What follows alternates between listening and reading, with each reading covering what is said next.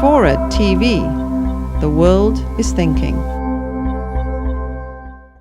So that's where we are now. The ship is on the rocks, water is rising, and the captain is shouting, "Full steam ahead! We're sailing to Afghanistan." Do you listen to Ahab up on the bridge, or do you desert your post in the engine room and go help deploy the lifeboats?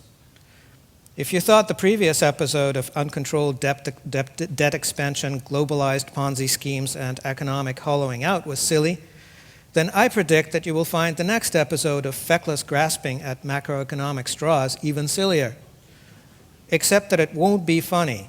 What is crashing now is our life support system, all the systems and institutions that are keeping us alive. And so I don't recommend passively standing around and watching the show unless you happen to have a death wish. Right now, the Washington Economic Stimulus team is putting on their scuba gear and diving down to the engine room to try to invent a way to get a diesel engine to run on seawater.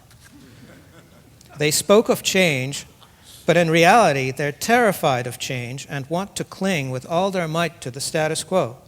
But this game will soon be over, and they don't have any idea what to do next.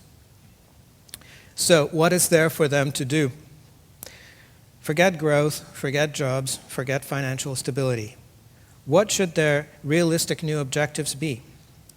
Well, here they are: food, shelter, transportation, and security.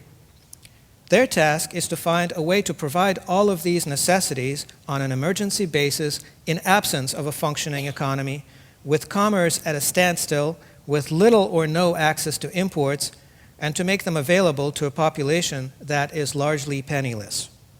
If successful, society will remain largely intact and will be able to begin a slow and painful process of cultural transformation and eventually develop a new economy, a gradually deindustrializing economy at a much lower level of resource expenditure, characterized by quite a lot of austerity and even poverty, but in conditions that are safe, decent, and dignified.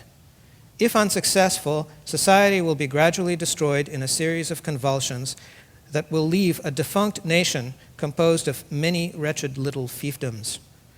Given its largely depleted resource base, a dysfunctional collapsing infrastructure, and its history of unresolved social conflicts, the territory of the former United States will undergo a process of steady degeneration punctuated by natural and man-made cataclysms.